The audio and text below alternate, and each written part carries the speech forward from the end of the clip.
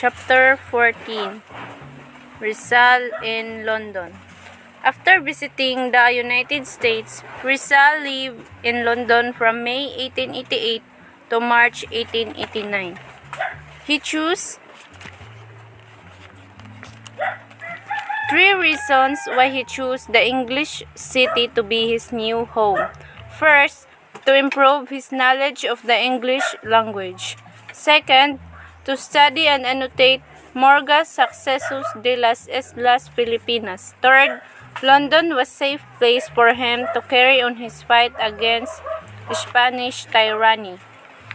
While on the board, Rizal entertained the American and European passengers with his marvelous skill of the yo-yo as a defensive weapon. And he spent his night at Adelphi Hotel, Liverpool, England, when he arrived on May 24, 1888. Life in London. On May 25, 1888, Rizal went to London. He stayed as a guest at the home of Dr. Antonio Regidor. By the end of May, he found a modest boarding place at number 37 Chalcot Crescent, Primrose Hill. Rizal was a boarder of the Becket. Becket family was composed of Mr. Becket, organist of St. Paul's Church, Mrs. Becket, his wife, and his two sons.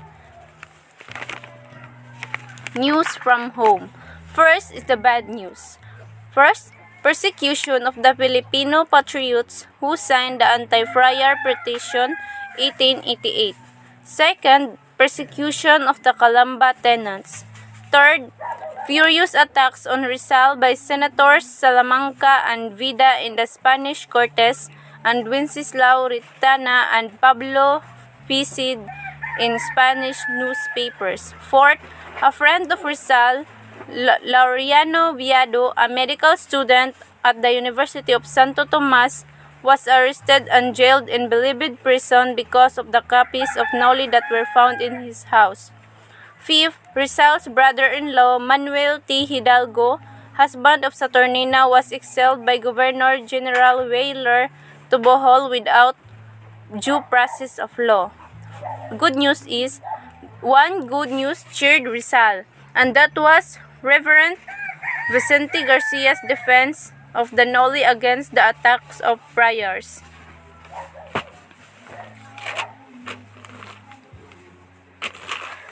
Annotating Morga's book.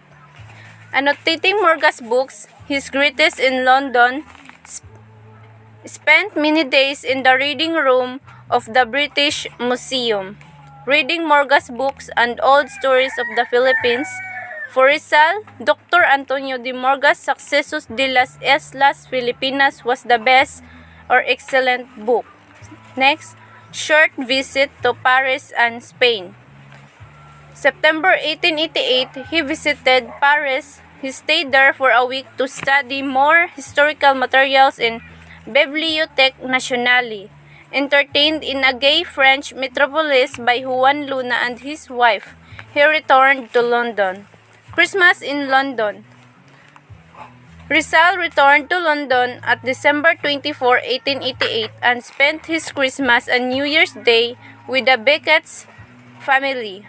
His first Christmas on England's soil. Rizal reflected on the true meaning of Christmas, not as a mere holiday but a remarkable day to remember Christ's birth. On February 15, 1889, Graciano Lopez Haina founded the patriotic newspaper called La Solidaridad in Barcelona, Spain. Graciano Lopez Haina. The reason of this is to work peacefully for political and social reforms. Second, to portray the deplorable condition of the Philippines so that the Spain may remedy them. Third, to oppose the evil forces of reaction and medievalism. Aims, to advocate the liberal ideas and progress. Fifth, to champion the legitimate aspiration of the Filipino people to life, democracy, and happiness. Rizal's first article in La Solidaridad. It was published on March 25, 1889. 6 days after he left London for Paris. Rizal's first article in La Solidaridad was entitled Los Agricultores Filipinos, the Filipino Farmers. Romance with Gertrude Becket. Rizal had a romantic interlude with the oldest of the three Becket sisters, Gertrude or Getty. Getty, as she was affectionately called, was a bosom English girl with brown hair, blue eyes, and rosy cheeks. Before leaving London, Rizal finished 4 sculptural works.